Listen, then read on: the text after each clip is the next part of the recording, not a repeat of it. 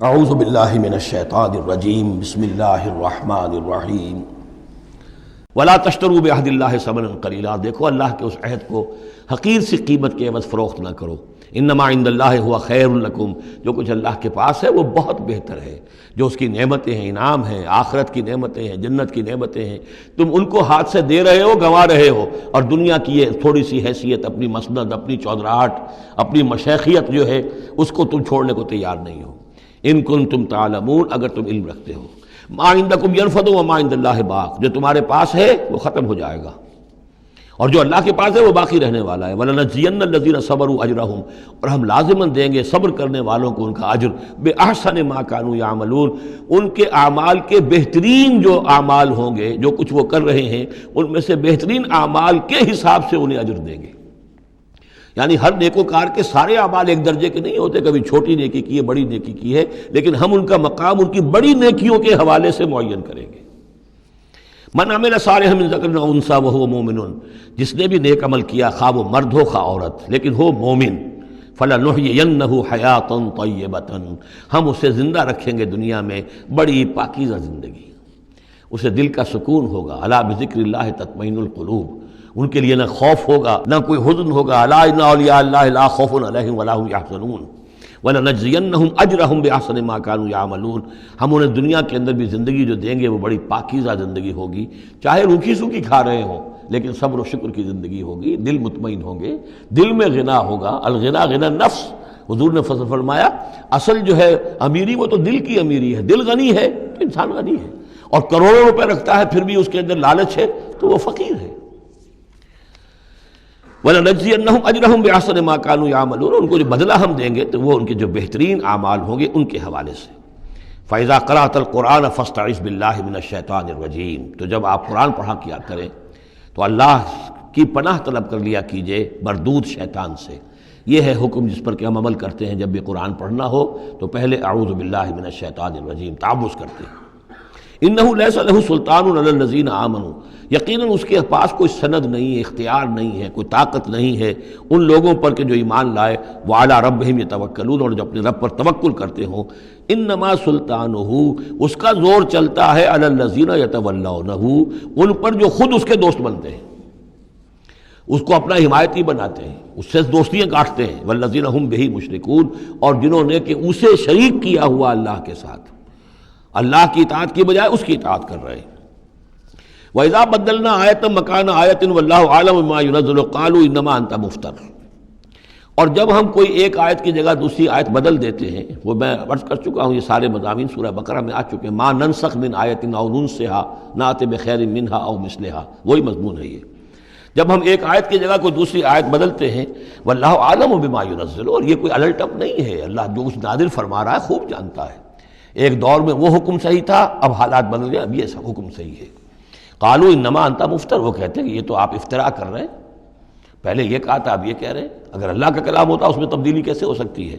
بل اکثرهم لا يعلمون، لیکن ان کی اکثریت علم سے آ رہی ہے۔ قل نزلہ روح القدس، کہہ دیجئے اس کو اتارا ہے روح القدس۔ اب یہ روح کا لفظ حضرت جبرائیل کے لیے نوٹ کر لیجئے۔ قل نزلہ، اتارا ہے اس کو روح القدس نے، پاک فرشتے نے، من ربک، آپ کے رب کی طرف سے، بالحق، کے حق کے ساتھ، لیثبت الذین آمنوا، تاکہ اہل ایمان کے دلوں کو اور ان کے قدموں کو جمائے۔ اس سے پہلے جو ہے کذالک لنثبت بہ فؤادک ورتلناہ ترتیلا، یہ آ جائے گا آگے چل کر، تاکہ حضور کے دل کو بھی تثبیت ہو اس سے، اور اہل ایمان کے دلوں کو بھی اس سے ثبات ملے۔ وہدی وبشریٰ للمسلمین، یعنی جیسے جیسے حالات بدل رہے ہیں ایسے ایسے، اب جائے ایک قصہ جو ہے آدم و ابلیس کا ایک دفعہ آیا، پھر دوسری دفعہ آیا، پھر تیسری دفعہ آیا، اس میں کوئی تھوڑا تھوڑا فرق بھی آ رہا ہے، ایک چیز وہاں بیان کی گئی، ایک چیز اب یہاں واضح کی جا رہی ہے۔ یہ ساری چیزیں جو ہیں یہ اس لیے ہیں تاکہ بدلتے ہوئے حالات میں اہل ایمان کو ہر حال، ہر دور کے حالات کے مطابق جو ہے وہ اپنی رہنمائی کا سامان مل جائے۔ وَلَقَدْ نَعْلَمُ أَنَّهُمْ يَقُولُونَ إِنَّمَا يُعَلِّمُهُ بَشَرٌ، اور ہمیں خوب معلوم ہے کہ وہ یہ کہتے ہیں کہ یہ تو انہیں ایک انسان سکھا رہا ہے، کوئی شخص ہے، کوئی عجمی ہے، کوئی ہو سکتا ہے اہل کتاب میں سے ہو، بہت بڑا عالم ہے، اسے اپنے گھر میں انہوں نے رکھا ہوا ہے اور اس سے یہ چیزیں سیکھتے ہیں۔ لسان الذی یلحدون الیہ اعجمی، جس شخص کی طرف یہ منسوب کر رہے ہیں اس قرآن کو اپنے اسی غلط خیال کے حوالے سے، اس کو تو کہتے ہیں عجمی ہے، وہ عربی نہیں ہے. وَهَذَا لِسَانٌ عَرَبِيٌّ مُبِينٌ، اور یہ قرآن نازل ہو رہا ہے اس زبان میں، عربی میں، جو بالکل صاف ہے. کوئی عجمی جو ہے ایسی صاف زبان کیسے بولے گا؟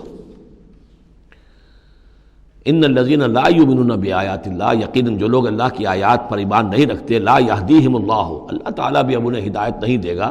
زبردستی ہدایت دینا اللہ کی سنت نہیں، اللہ کا طریقہ نہیں. وَلَهُمْ عَذَابٌ عَلِيمٌ، اور ان کے لیے دردناک عذاب ہے.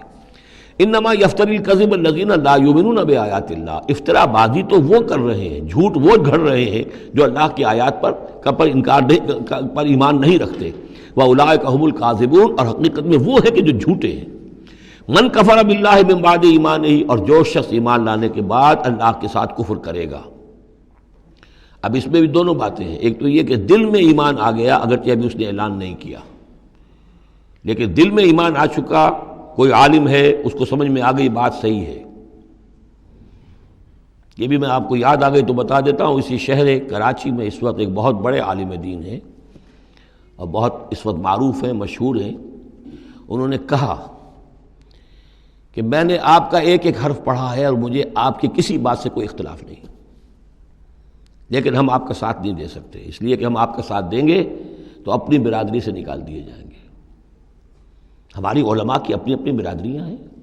اور ایسے ہی ایک عالم دین پنجاب کے بھی ہیں، انہوں نے بھی یہ کہا میں نے ہر چیز پڑھی ہے، صرف ایک چیز سے مجھے آپ کی اختلاف ہے، اور وہ یہ کہ جو زمینداری کے بارے میں مولانا تحسین صاحب کی بات کی آپ نے تائید کی ہے، بس باقی مجھے آپ کی کسی چیز سے اختلاف نہیں، لیکن ہم آپ کا ساتھ نہیں دے سکتے.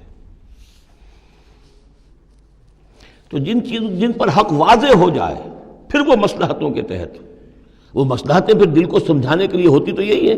اب ہمارا مدرسہ چل رہا ہے، ہمارا نام چل رہا ہے، اس سے خیر ہو رہا ہے، ہمیں اس برادری سے باہر نکال دیا جائے گا، پھر ہماری بات کو اور سنے گا اور ہمارا جو خیر ہے وہ بند ہو جائے گا. آدمی انسان کو ریشنلائز تو کرتا ہے اپنے آپ کو مطمئن کرنے کے لیے. من کفر باللہ بعد ایمانہ، جو شخص کفر کرے اللہ پر اس میں ایمان کے بعد، الا من اکرہ، سوائے اس کے کہ کوئی شخص مجبور کر دیا گیا ہو، اس کی جان پر بن گئی ہو. وقلبہ مطمئن بالایمان، اور اس کا دل ایمان پر جمع ہوا ہو. ولکن من شرح بالکفر، لیکن جو شخص کفر کے لیے پھر اپنے سینوں کو کھول دے گا، صدرا فعلیہم غضب من اللہ ولہم عذاب عظیم، ان پر اللہ کا غضب ہے اور ان کے لیے بہت بڑا عذاب ہے. اور یہ دونوں پر اس کا انطباق ہوگا. ایک انکشاف ہو گیا، اگرچہ ابھی زبان سے کہنے کی نوبت نہیں آئی، اور ایک یہ کہ زبان سے کہہ بھی دیا ہاں ہم ایمان لائے، بات صحیح ہے، اور پھر کسی مصلحت کی وجہ سے، کسی اپنے مفاد کی وجہ سے، کسی اپنے دھڑے بندے کی وجہ سے پھر واپس جائیں گے. تو ان کے لیے فرمایا من کفر باللہ من بعد ایمانہ الا من اکرہ وقلبہ مطمئن، ہاں جان بچانے کے لیے کلمہ کفر کہہ دینے کی اجازت ہے، دل جمع ہوا ہو. وقلبہ مطمئن بالایمان، ایمان پر دل جمع ہوا، ٹھکا ہوا، صرف جان بچانے کے لیے رخصت ہے کہ کلمہ کفر کہہ کے جان بچا لو. ولیکن من شرح بالکفر صدرا، لیکن جو ان کا سینہ پھر کھل جائے کفر کے لیے اثر نو، وہ اپنے اسی پیشہ ورانہ ضرورتوں کے تحت، فعلیہم غضب من اللہ ولہم عذاب عظیم، ان پر تو غضب ہے اللہ کا اور ان کے لیے بہت بڑا عذاب ہے. ذالک بانہم مستحب الحیات الدنیا علی الاخرہ، یہ اس لیے کہ انہوں نے دنیا کی زندگی کو محبوب رکھا، ترجیح دی آخرت کے مقابلے میں. وان اللہ لا یہدی القوم الکافرین، اور اللہ تعالیٰ ایسے کافروں کو ہدایت نہیں دیتا. اولئک الذین طبع اللہ علی قلوبہم، یہ وہ لوگ ہیں جن کے دلوں پر اللہ نے مہر کر دی ہے. وسمعہم، اور ان کے کانوں پر، وابصارہم، اور ان کی آنکھوں پر. واولئک هم الغافلون، اب یہ لوگ بالکل غافل ہیں، حقیقت سے ان کا اب کوئی تعلق نہیں. لا جرم انہم فی الآخرۃ هم الخاسرون، اب اس میں کوئی شک نہیں، منطقی طور پر اب نتیجہ یہی ہے کہ آخرت میں یہی خسارے والے ہوں گے. صدق اللہ العظیم.